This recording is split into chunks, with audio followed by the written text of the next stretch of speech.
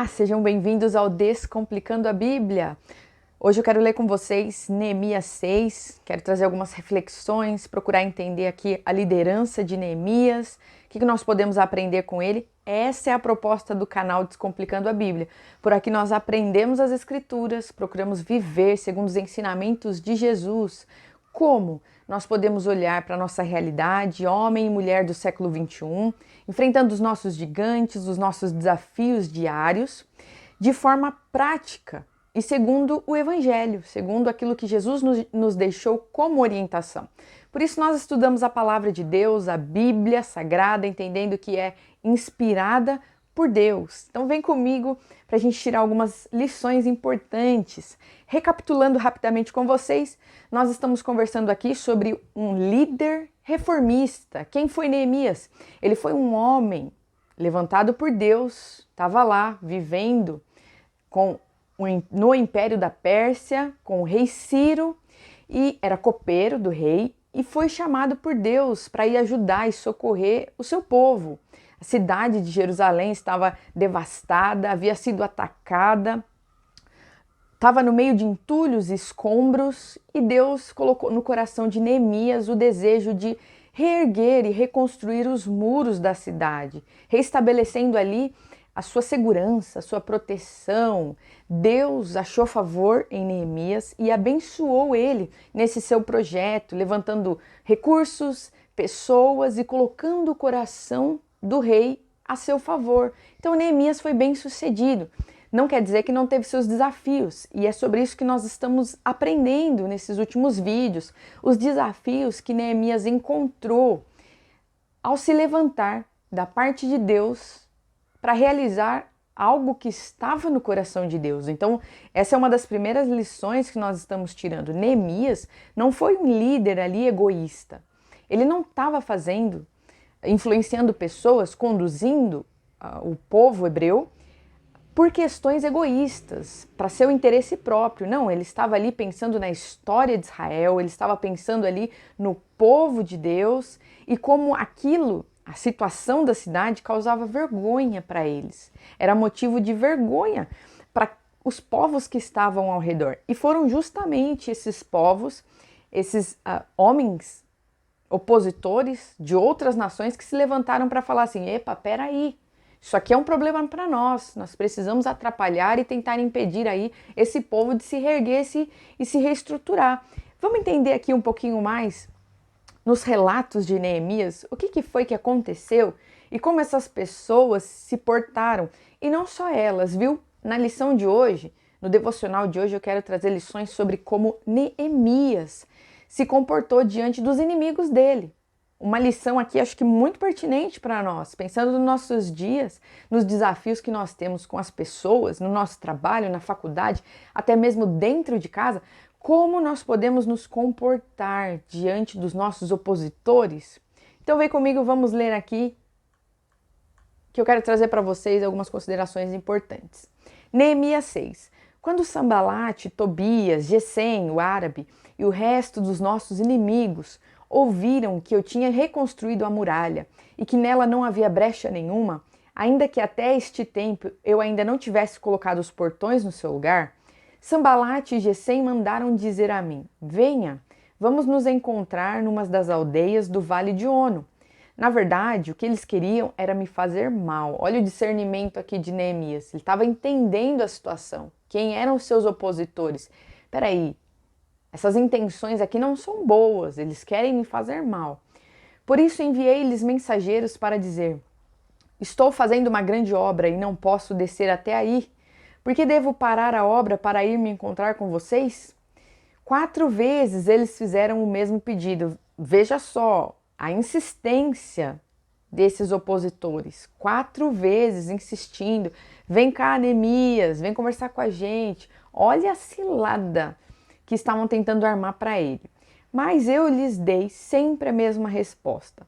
Então Sambalate me enviou pela 5ª vez o seu servo que trazia na mão uma carta aberta. Nela estava escrito o seguinte: entre os gentios se ouviu, e Gesem também está dizendo que você e os judeus estão querendo se rebelar, e que por isso você está reconstruindo a muralha.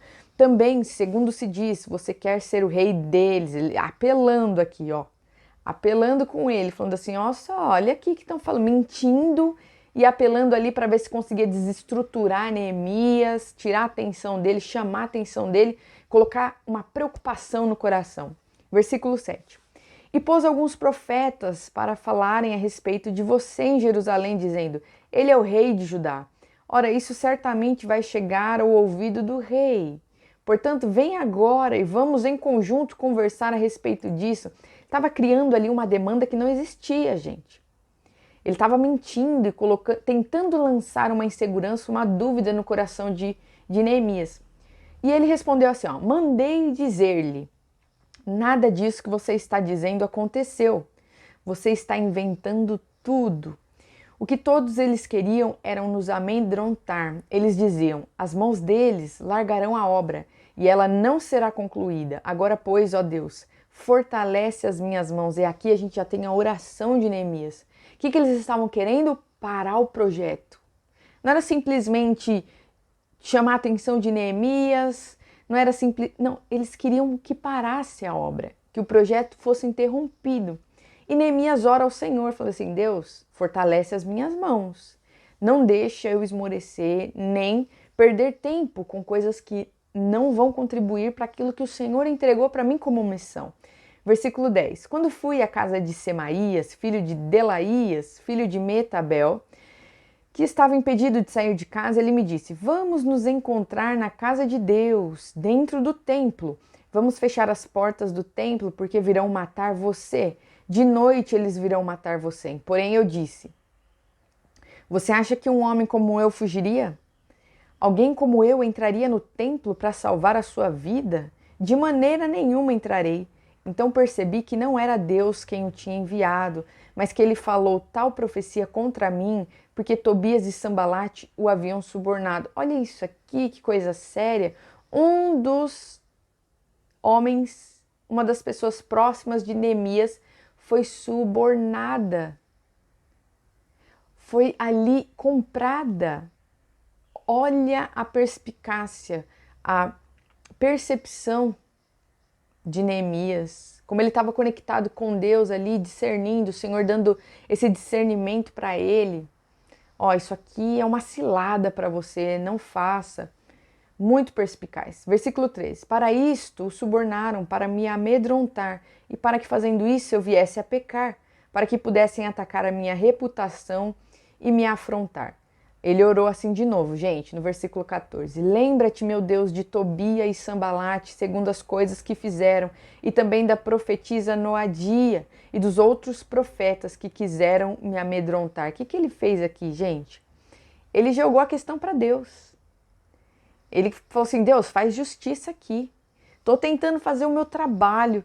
Estou aqui empenhado, obediente para cumprir e realizar a tua obra. Essas pessoas estão vindo contra mim, tentando me amedrontar, tirar o meu foco, colocar dúvida no meu coração. Faz alguma coisa. Neemias não foi lá, não mandou matar ninguém, não mandou armar cilada para ninguém. Ele foi aos pés do Senhor. No versículo 15. A reconstrução da muralha foi terminada aos 25 dias do mês de Elul, em 52 dias. Quando todos os nossos inimigos ouviram isso, todos os gentios à nossa volta temeram e decaíram muito no seu próprio conceito, porque reconheceram que foi por intervenção do nosso Deus que fizemos esta obra. Também naquele dia, alguns dos nobres de Judá escreveram muitas cartas a Tobias, e as cartas de Tobias vinham para eles, pois muitos em Judá eram aliados dele, porque era genro de Secanias, filho de Ará, e o seu filho Joanã havia casado com a filha de Mesulão, filho de Berequias. Tem uma questão política, interesseira, vocês conseguem perceber que as pessoas estão ali se associando, se opondo a Neemias, porque elas são parentes, próximas, tem ali uns interesses no meio. Versículo 19, também falavam das suas boas ações na minha presença e levavam a ele as minhas palavras. Tobias escrevia cartas para me amedrontar. Olha a pressão que Neemias estava enfrentando dos de fora, E daqueles de dentro, interesseiros, com segundas intenções, aqueles que foram subordinados, quanta oposição à obra de Deus. E eu quero dizer isso para vocês aqui, que isso não é novidade para nós. Nós enfrentamos situações assim, opressões espirituais e oposições humanas. Quando nós decidimos cumprir a obra do Senhor, estar alinhados, tenha isso em mente. Nós vamos ter opositores, pessoas que não estão ali simplesmente contra nós, pessoalmente falando. Tem aí algum problema com você? Não. Pessoas que estão contra o reino de Deus, contra a obra, contra a luz que a gente carrega. E nós precisamos agir como Neemias. Carol, como é que Neemias agiu? É isso que eu quero conversar aqui rapidamente com vocês, alguns pontos importantes. Destacar o ambiente que Neemias estava inserido e como ele se comportou. E o primeiro de tudo, como nós temos conversado, sobre o ambiente era desafiador. Não era ali uma coisa amigável, totalmente fácil de se realizar. Não era ali sentar numa gelatina, gente. Era um ambiente hostil, de problemas, de perigos para Neemias, de ciladas, de mentiras. Neemias teve que enfrentar fofoqueiro, armadores de cilada, traidores, falsos profetas, pessoas profetizando ali na vida dele coisas que não tinha nada a ver, desencorajadores, mentirosos, mercenários, entre outros tipos de pessoas que estavam olhando apenas para o seu próprio umbigo e não estavam entendendo aquilo que Deus queria fazer. Será que você consegue aí se encontrar nessa história? Por isso que nós aprendemos também com a palavra de Deus, porque ela reflete muito da nossa realidade. É a verdade, gente. Foi inspirada por Deus ali, está ali por algum motivo. E nós aprendemos muito com o exemplo de Neemias, da forma como ele se comportou, o que nós enfrentamos nos dias de hoje, quando Jesus diz, olha, tem de bom ânimo, no mundo tereis aflições, mas eu venci o mundo, vocês também vão vencer. Jesus já deu a letra para nós. Nós vivemos desafios como Neemias. Por quê? Porque nós carregamos sobre os ombros a luz de Cristo. E há aqueles que não querem o reino de Deus, que simplesmente não querem o Filho de Deus e vão fazer o que for e estiver ao seu alcance para impedir o avanço de Deus, do reino de Deus. Segundo ponto, ele teve que enfrentar ali um ambiente de burburinho, de fofoca, de disse-me-disse, de traz notícia ali e fala aqui no ouvido dele, e as coisas que você fala leva para o outro, e as pessoas ali, um ambiente, como a gente chama nos dias de hoje, de tóxico. Pessoas tóxicas, interesseiras, manipuladoras, tentando ali colocar medo no coração dele. Vocês conseguem identificar assim, ai, Carol, no meu serviço é assim, ah, Carol, lá na faculdade. Gente, essa é a vida, essa é a realidade. Jesus disse que por causa do nome dele, nós seríamos perseguidos e odiados também. Neemias é exatamente isso. Por causa do projeto de Deus, por causa da missão de Deus, ele teve que lidar com esse tipo de gente. Ele não... Gente, quando nós falamos de liderança a partir do coração de Deus, não dá pra gente pensar em algo popular, aceitável na sociedade nos nossos dias. Vocês entendem isso? Há um preço aí. O evangelho ele tem esse preço da resistência do coração dos seres humanos, dos opositores de Cristo. Isso não sou eu que estou dizendo, é o próprio Cristo falando para nós e nos alertando, olha, como meus seguidores vocês vão passar por essas coisas. Terceiro ponto, com relação ao ambiente, um ambiente de muita provocação, de muita ameaça, de muita tentativa de amedrontar Neemias. Ora, isso chegará aos ouvidos do rei. Foi o que chegou até Neemias. O que foi que falaram para ele? Olha, Neemias, estão falando aí que você quer ser rei, hein? Isso vai chegar no ouvido do rei Ciro. E aí, como é que fica a situação? Então, se Neemias não tivesse muito bem resolvido ali, por que ele estava bem resolvido? Vamos lembrar? Porque lá no começo de Neemias 1, o que acontece? Ele ora, jejua, pranteia a situação de Jerusalém e depois ele fala com o rei pedindo o favor dele, Então Neemias, ele foi muito perspicaz ali para chegar no ponto de reconstruir os muros. Ele viveu um processo que sustentou todo o projeto e o seu sucesso. O rei Ciro tinha aprovado, ele tinha cartas de aprovação do rei para os governadores. Ele estava ali, gente, selado assim, ó, eu posso fazer isso aqui. Eu não estou fazendo de rebeldia, eu não estou macumunando nada. O rei me liberou e mais, ele me deu recursos, eu consegui recursos para reconstruir isso. Neemias estava blindado ali, em obediência a Deus e de acordo com um processo que fortalecia o seu desfecho como sendo algo bem sucedido. Isso é importante para nós. Talvez você tenha um sonho da parte de Deus, um projeto, você vislumbra algo na sua empresa, mas aí de repente você sai trocando os pés pelas mãos e passando por cima das lideranças. Não, peraí. Isso não ajuda no desfecho da obra. Se nós olharmos para a vida de Neemias, nós vamos perceber que ele foi zeloso e cauteloso em todo o processo, sempre preocupado em estar alinhado com o coração de Deus. É aquilo que nós conversamos muito aqui. Não existe essa coisa, os fins justificam os meios. Não, para Deus, os meios são importantes tanto quanto o fim. Os meios legitimam o fruto. As raízes precisam estar saudáveis para o fruto ser saudável. E Neemias é isso aqui. Ele cuidou muito bem de como ele se comportaria, ele teve o zelo de ter a aprovação do rei, de estar de acordo ali com essa parte legal, então ele teve tudo anotado, orientações, aprovação escrita e provas de que aquilo que ele estava fazendo estava totalmente de acordo com a liderança do rei. Não era ali uma ação rebelde. E ele fez isso muito bem. Então, 3 coisas ali que a gente aprende sobre o ambiente. Primeiramente, desafiador, de perigos, de pessoas com más intenções. Depois, um ambiente de fofoca, de burburinho, de muita pressão. E por último, a provocação também ali presente. O medo tentando ali alcançar o coração dele o tempo todo. Mas, e aí para a gente encerrar o vídeo, eu quero falar com vocês sobre 3 lições que eu tiro sobre a postura de Neemias dentro desse ambiente. Então a questão não é assim, ó, por exemplo, se a gente trouxer para a história de Daniel e os seus amigos na fornalha. A questão ali, e muitas vezes na nossa vida é isso, gente, Deus vai com a gente no desafio. Não foi o que aconteceu com Daniel?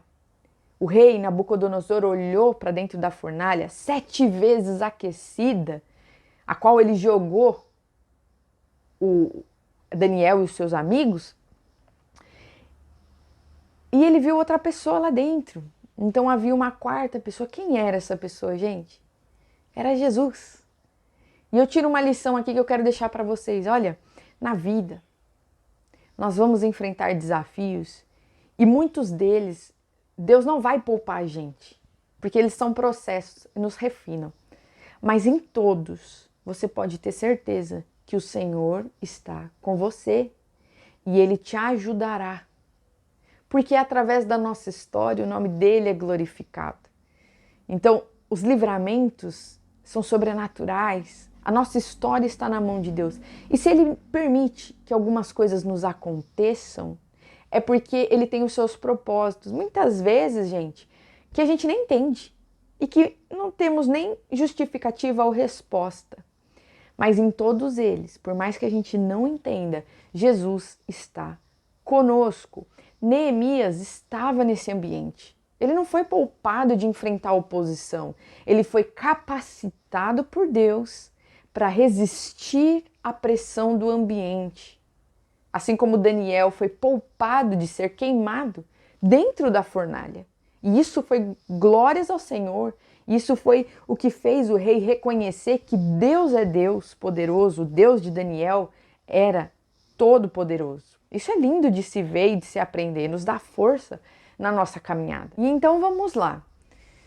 3 coisas que Neemias fez aqui na postura dele que me chama a atenção, que foram diferenciais para ele passar por esse gigante que estava ali tentando contra a obra do Senhor. Primeiro de tudo, ele estava sem tempo para perder. Sem tempo, não focou nas distrações e nas ciladas que o inimigo ali estava tentando contra a vida dele. Ele seguiu e prosseguiu orando ao Senhor e realizando a obra. Ele poderia ter ido até onde ele foi chamado para ir, ele poderia ter dado ouvidos aos burburinhos, às fofocas. Então, será que o rei está pensando que eu estou me rebelando? Meu Deus, e agora? Não, sem tempo para perder. Quem tem missão e objetivo só vai.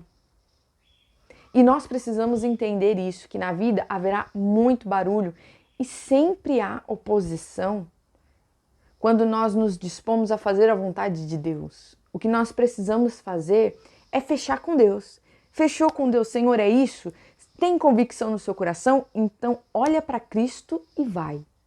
Não importa o barulho à sua volta, não importa os perigos à sua volta. Se o Senhor te mandou ir, então vai. Porque Ele é contigo e vai te ajudar. E as distrações são simplesmente distrações. Neemias foi bem sucedido, porque ele não deu ouvidos aos seus inimigos. Ele deu ouvido a Deus. Segundo ponto, o discernimento dele, a perspicácia, a inteligência. Quando ele fala assim, para um dos seus opositores, nada disso aconteceu. Você está inventando tudo isso. Ele percebeu e jogou a real. Peraí, é mentira isso aí. Por isso que ele não perdia tempo. Ele sabia o que estava acontecendo. Eu não posso me distrair com isso aqui. É mentira. Está querendo me amedrontar. Está querendo atrapalhar o que eu estou fazendo. Ele escolheu as batalhas dele e foi. Sem perda de tempo, sabendo, discernindo da capacidade do Senhor, a partir da revelação do Senhor, de quem era quem. E esse tipo de coisa, gente, na nossa vida, só se discerne espiritualmente. É naquela hora que a gente dobra os nossos joelhos e fala assim, Senhor, revela tudo que está oculto, para que eu possa continuar minha caminhada fazendo o que eu tenho que fazer, sem me associar com aqueles que não estão aqui para contribuir para as tuas coisas, para a tua vontade. Discernimento, gente, nós precisamos orar para que Deus nos dê discernimento de espíritos. O que é isso, Carol? É entender e compreender o que é do Senhor, do que não é do Senhor, o que contribui para as coisas de Deus, daquilo que não contribui, o que traz vida, que vem de Deus, daquilo que não traz vida, traz morte, distração, medo, atrapalha a obra. Nós precisamos de discernimento. E para toda liderança, para tudo na vida. E em terceiro ponto, que eu não poderia deixar de comentar, são as orações de Neemias. A dependência de Deus foi determinante. Se não a base, se eu posso dizer isso, a base ali do sucesso do projeto de Neemias.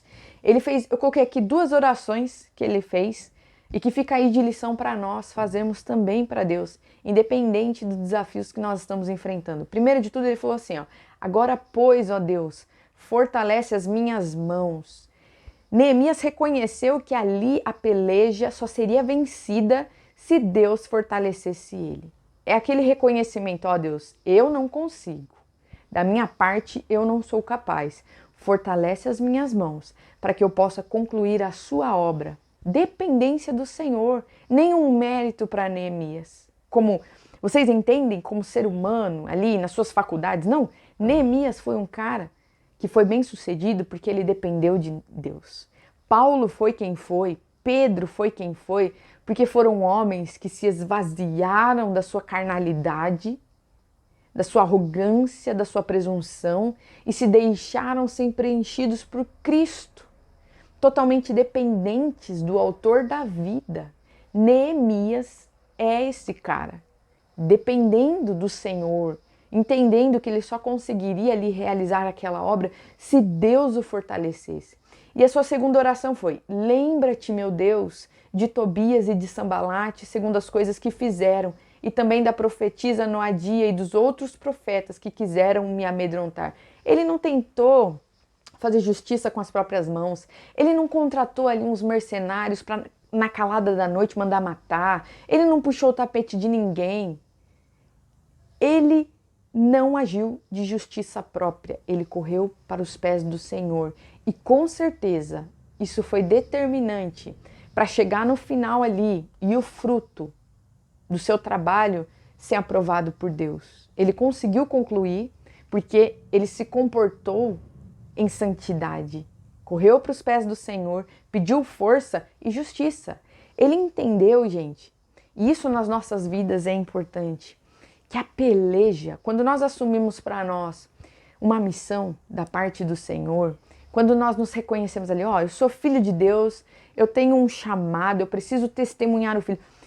Quando nós temos esse entendimento e vivemos a partir desta verdade, nós precisamos compreender que a peleja não é nossa, que a causa é vencida por causa do Filho e que a nossa luta, como Paulo nos ensina, não é contra a carne, contra sangue, mas é nas regiões celestiais. Neemias entendeu ali que a peleja era do Senhor e ele foi até quem podia resolver a situação.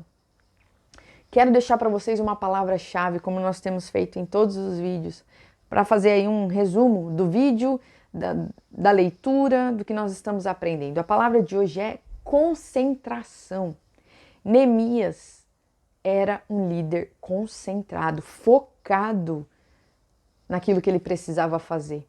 Nos nossos dias, como nós podemos falar isso? Levando em consideração os evangelhos, levando em consideração a revelação de Cristo, dos ensinos dos apóstolos.